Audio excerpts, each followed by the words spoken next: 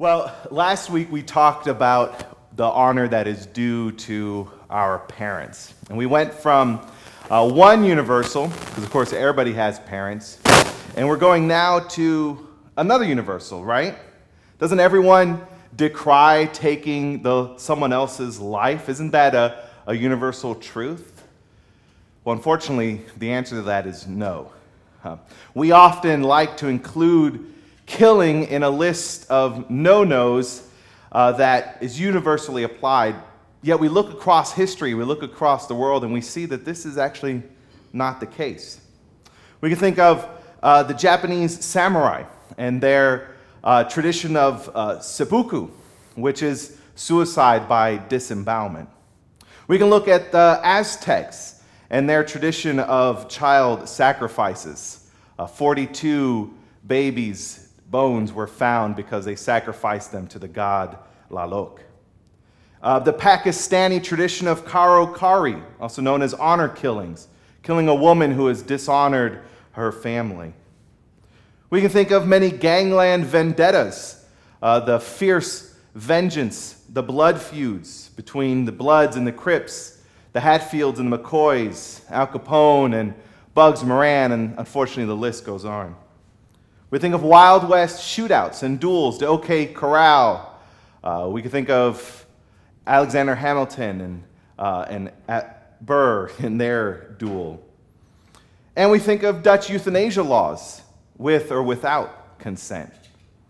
And so the Sixth Commandment, when we look across the history and when we look across the landscape of the world, we see that the Sixth Commandment stands in stark contrast to the cultures of violence which permeate many, many societies around the world. And so the Sixth Commandment then calls us to reorient our anger. And we'll talk a little bit more about that, but I believe the root of all murder, the root of all killing, is really anger and how that is wrongly focused and wrongly oriented. The Sixth Commandment also calls us to prioritize life. Again, we're going to expand on that a little bit more, but that's the what's required of us in the Sixth Commandment. And of course, we prioritize life because the Sixth Commandment also calls us to honor the Imago Dei, the image of God. So let's start with that. The Imago Dei is printed on every human being. When God said in Genesis chapter 1, on the sixth day, let us create man in our image according to our likeness. Image, likeness. These are the imprints of God on the human race. Francis Schaeffer, a famous theologian, calls this the mannishness of man. It's this notion that the human race has imprinted on it something about God that makes human beings different from the rest of created order. Nothing else in creation has the image of God imprinted on it. So what is this that makes human beings unique? Well, that's a whole series on its own, but it's this notion that God is a creator God. And human beings, one example, is that we create things. No other creature on earth can create something in the sense of we create art, we create beauty, we create other beings like robots and stuff like that. We have within us this creative identity that is given to us from God. That's just one example that Schaeffer uses. But for today, if God is willing to emboss on us his image, then that tells us that God values human beings. There's something valuable, something worthwhile in the human race. Now, that doesn't mean God doesn't value the rest of creation. Of course he does. God asked Adam and Eve in the garden to be stewards of the created order. So God cares and loves about the rest of the world. But the human race was given special value, was given a deeper value. And so this value, this worth, this dignity is cherished by God. 2 Peter chapter 3, verse 9 says, "The Lord is not wishing for any to perish, but for all to come to repentance." God doesn't want to see people die. God hates it when people die. God doesn't like it that people are burning in hell. God doesn't take joy or pleasure in that. And so we too ought to cherish life. We ought to cherish our fellow human beings. And so by simply forbidding murder, because it is a very simple, actually in the Hebrew, the verse is one word. If you were to look at the Hebrew text of Exodus chapter 20 and Deuteronomy 5:17, it's one word. And so by simply forbidding murder, the Sixth Commandment then proclaims boldly the sanctity of human life. Now, last week, do you remember the word synecdoche? Remember that word I threw out there? Well, we saw how the Fifth Commandment is a synecdoche, a part representing a whole for the honor that's due to authority figures. Well, the same, I think, is true with this commandment, I would say the rest of the Ten Commandments as well. That Hebrew word that makes up the commandment, ratzak, again, one word, it's a part that represents a whole gamut of life-taking. So we need to sort of unpack then the Sixth Commandment. But before we sort of dive into the details and the examples that I've presented, I will need to make a distinction between lawful and unlawful killing. So the Sixth Commandment does not forbid any killing. It doesn't forbid all killing. It doesn't forbid the all taking of life. If that were true, then this commandment is immediately broken by the very next chapter, which commands capital punishment. So the scriptures are making a distinction between lawful killing and unlawful killing. And so what the Sixth Commandment is addressing is the unlawful taking of life.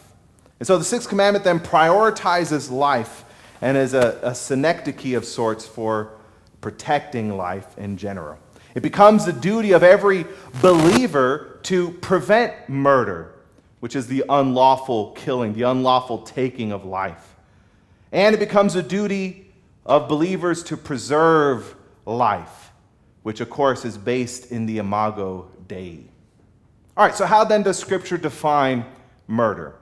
Well, you can find these answers in Exodus chapter 21, verses 12 through 36, in Numbers 35, 6 through 34, in Deuteronomy 19, verse 1 through 21, verse 9. These are sort of the big expositions in the Old Testament about what is life and life-taking. I'm just going to pluck out a few from these. First of all, I think probably the biggest and most obvious of examples is premeditated murder. This one is used multiple times in the scriptures, and it's usually an example of lying in wait. So if you are lying in wait to attack, to kill, to hurt, that clearly is murder.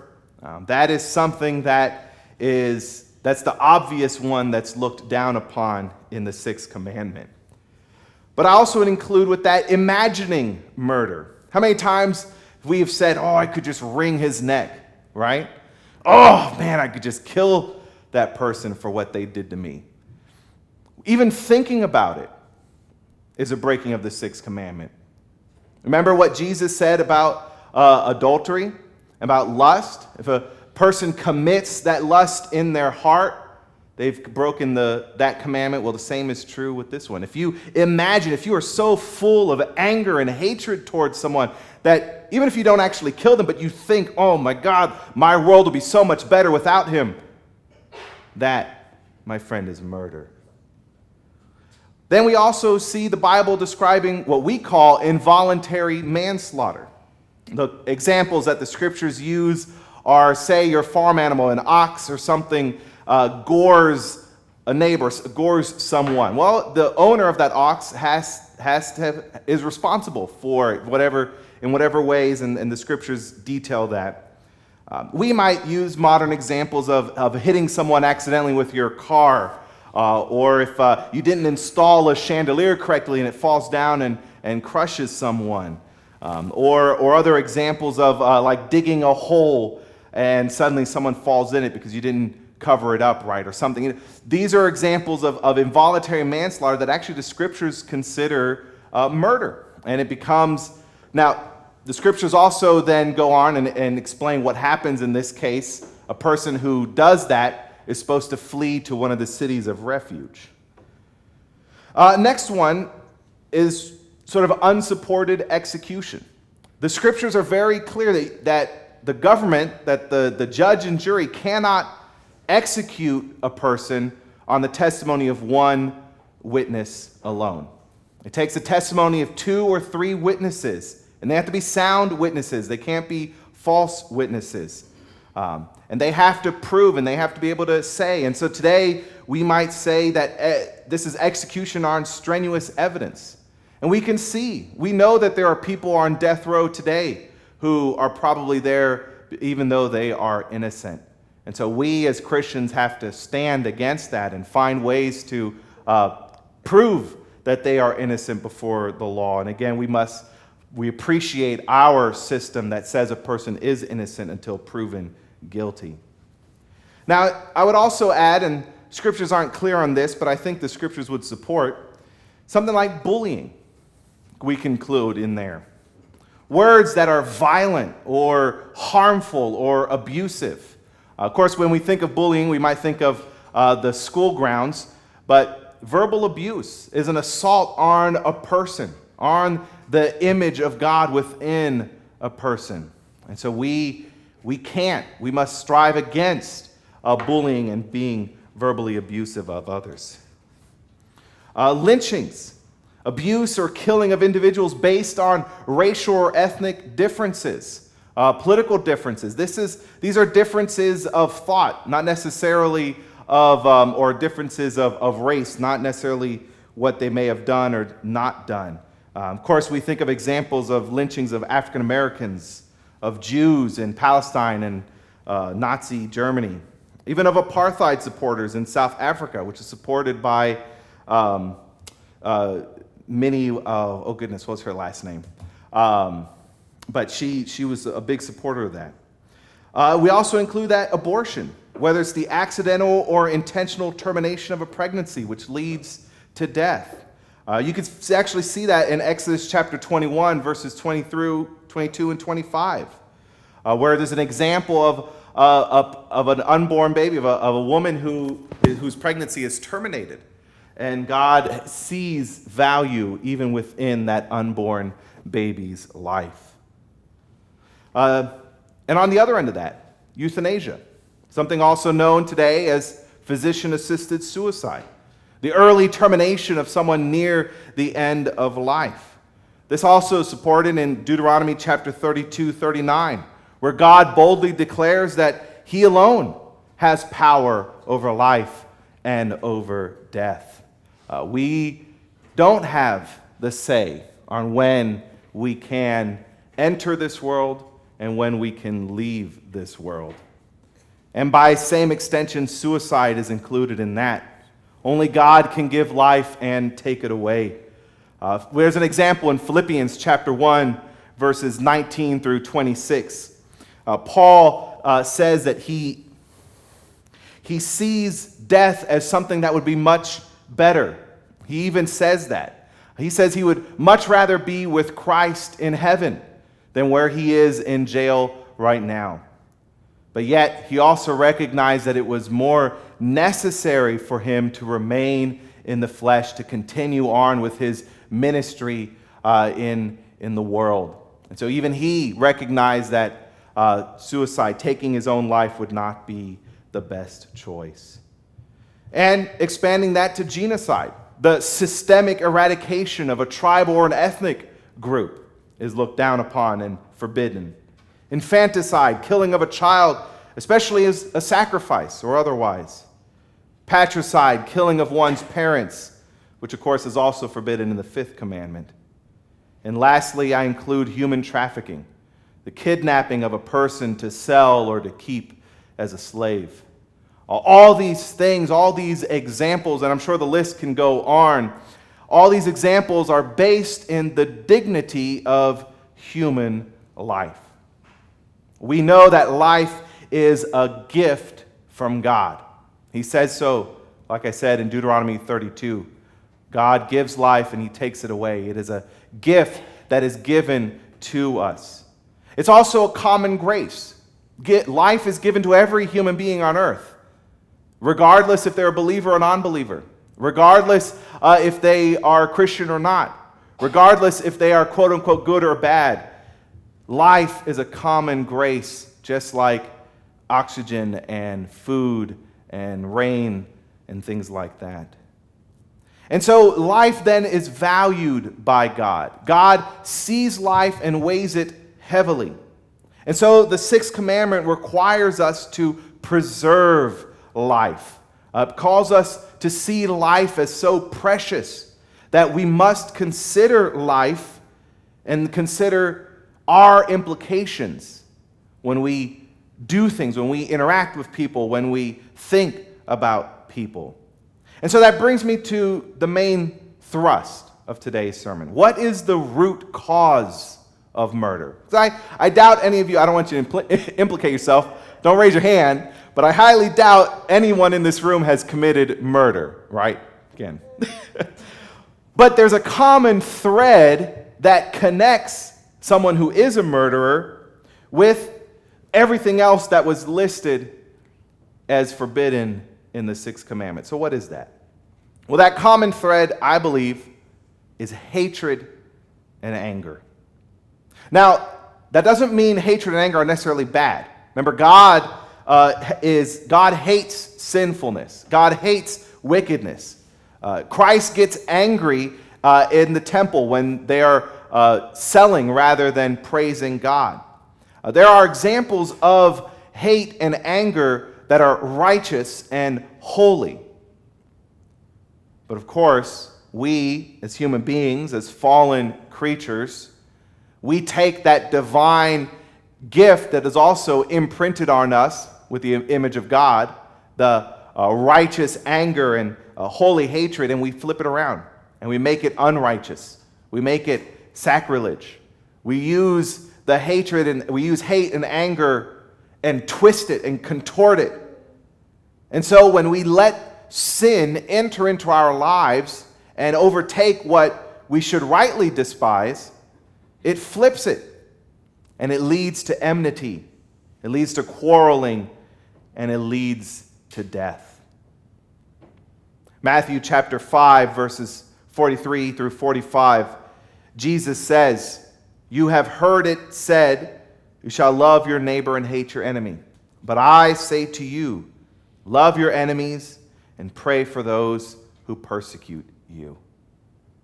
Jesus recognizes that the sinful state of human beings is to take that which God has imprinted on us, again, holy hatred and righteous anger, and to flip it around. We turn it around and we just hate anybody, anyone who's different than us. We hate anyone who thinks different than us. We are angry, and when we get angry, we get violent. We don't let the anger go the way that God would want it to go. And so Christ is teaching us how we are to be angry, how we are to be hateful, I guess, in a divine way. You love your enemies, and you pray for those who persecute you. Wow, isn't that flipping the whole concept on its head? And why do we do that? So that you may be sons of your Father who is in heaven. Our adoption as children of God, the very fact that we are believers, means that we need to flip anger and hatred on its head. John, in 1 John chapter 3, verse 15 and 16, he comes right out and says, everyone who hates his brother is a murderer. He's not mincing words there. Everyone who hates his brother is a murderer. And you know that no murderer has eternal life abiding in him. Follow that logic with me. Murderers go to hell. Anyone who hates his brother is a murderer. Therefore, anyone who hates his brother has no eternal life abiding in him. That's shocking, isn't it? I bet every one of us could raise our hand if I asked, have you hated someone? You might even be hating someone right now. I know I've hated people in my life. But it's very clear that the scriptures see when we allow that hate to enter into our hearts, when we dwell and live in that hate, we are committing murder. And so John provides this. He says, we know love by this, that he, Christ, laid down his life for us, that we ought to lay down our lives for our brethren. That's the answer to hate, is agape love. And we've talked about that before. Self-giving, sacrificial, outward-focused love. A love that is not selfish. A love that is not prideful. A love that is focused and directed on the other. That's the only remedy for hate. Jesus even says the cure looks like this. Blessed are the gentle, for they shall inherit the earth. Blessed are the peacemakers, for they shall be called sons of God. Gentleness and peace. This is how we strive to get rid of hatred and anger in our lives. Because hatred and anger have been so tainted by sin that they no longer have a place in a Christian's heart. Rather, the Christian's heart should be full of gentleness and peace. So here's how the biblical worldview applies the Sixth Commandment. It applies it very broadly. First of all, we strive to preserve all life, whether young or old, black or white, believer or non-believer, friend or foe. It is the Christian's responsibility to seek to preserve all life. Second, the Christian must stand against injustice, must stand against oppression and persecution and violence. These are the physical manifestations of anger and hatred. And we stand against those things whether they're in our hearts, in our churches, or in our institutions. And we also stand for life-giving measures, for life-giving policies, for life-giving practices. And we strive to mortify. I use that word mortify because that's Paul's word, where you put to death, where you set aside, where you leave behind hatred and anger. And of course, that only comes through the help of the Holy Spirit. And so we likewise seek the Holy Spirit's help in engendering gentleness and peace. As we leave behind hatred and anger, we take up gentleness and peace. So if you feel you're ready to set aside hatred and anger, I'm going to invite you to pray with me. Holy God, first of all, we know that all lives are precious and worthy to you. You have imprinted on every human being your image, your likeness. And Lord, you've placed a value on us. And so we ask for your help as we repent of the wicked desires to end life and our wicked attachment to hatred and anger. Lord, you once gave these things to us, but our sin has corrupted them. And so, God, we ask that you empower us to be at peace, to be gentle. Lord, we ask that you empower us to teach our children to respect lives, and to reorient ourselves to follow your love, the love that is sacrificial, that is outward focused, and that is selfless. Lord, only in this way can we keep the Sixth Commandment. Amen.